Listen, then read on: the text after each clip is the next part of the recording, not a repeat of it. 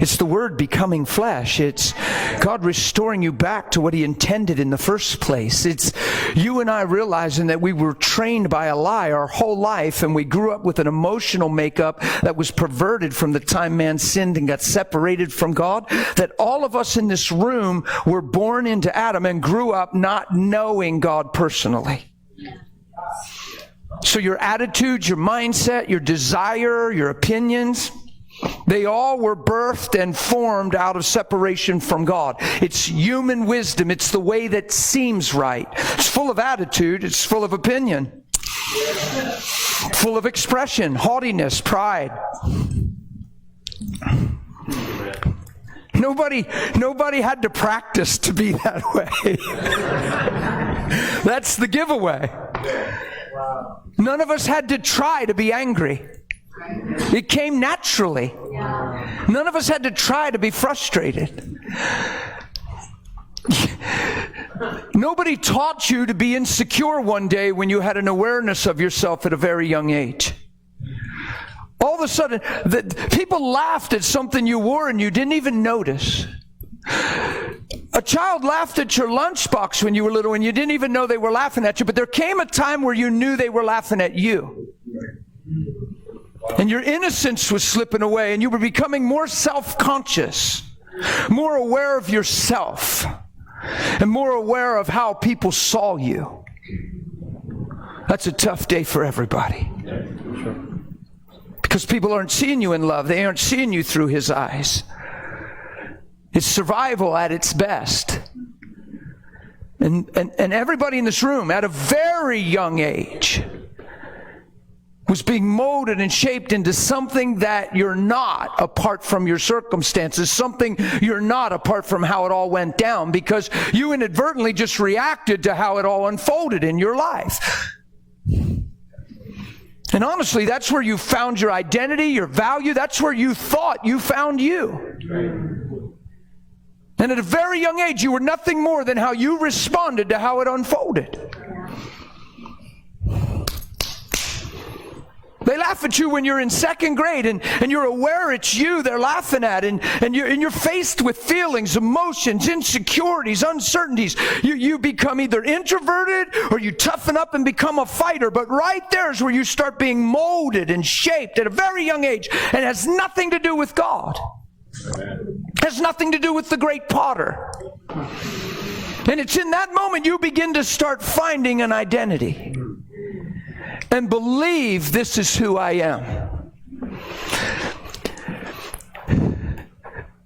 It's a sad thing in the church when we don't preach this thing clear enough that people, when they get saved, they found a pathway to heaven. They found Jesus the way. Hey, I hope I'm forgiven of everything, but I'll believe it for now and just thank God for His blood. But then they keep that same identity. They keep that same insecurity.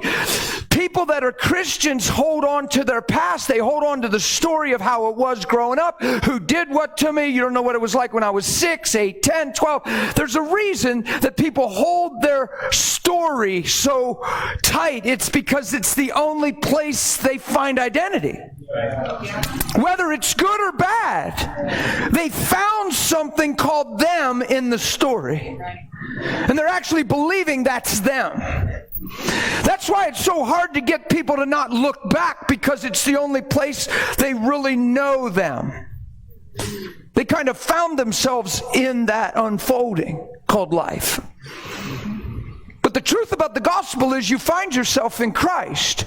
When He's revealed, when you understand the why behind His heart and His motive, that He didn't just come because you're a sinner. He came to fulfill what man failed. He came to model a life you were created for. He didn't come just so you sing to Him in a corporate setting or pray to Him when you're overwhelmed. He came so you follow Him. Amen. He didn't come to take you to heaven. He came to put heaven inside you. He came to put His life and His nature inside you. In the Old Testament, His ways are higher than our ways. But through the blood in the New Testament, Christ in us, the hope of glory, we become one. I no longer call you a servant. You're a friend. Why? Because a servant doesn't know what his master's doing. That means his ways are our ways now. He changes things. He says, all authority in heaven and earth has been given unto me. Now go in my name. It says he's been given in Philippians 2, the name above every name, which every knee and tongue, heaven, earth, under the earth is going to bow and confess that he's Lord. Right after it says that, the very next words say, you therefore. Connecting us. Making us one. We did not grow up with the attitude of heaven. We did not grow up and look anything like Jesus. It's a sad day when we can just think that the things we do Christian is what makes us Christian. Instead of Christ-likeness and the Christ in us and his heart and his love overtaking us and his motives in our life. This is what nobody ever talked to me about growing up. That's why I talk about it all the time. No preacher ever told me. I'm not mad at preachers. I don't think anybody understood when I was in my circle growing up. Nobody ever told me that he died on the cross to redeem my value, to put his spirit in me and his life in me so that who I was could die and who he is in me could live.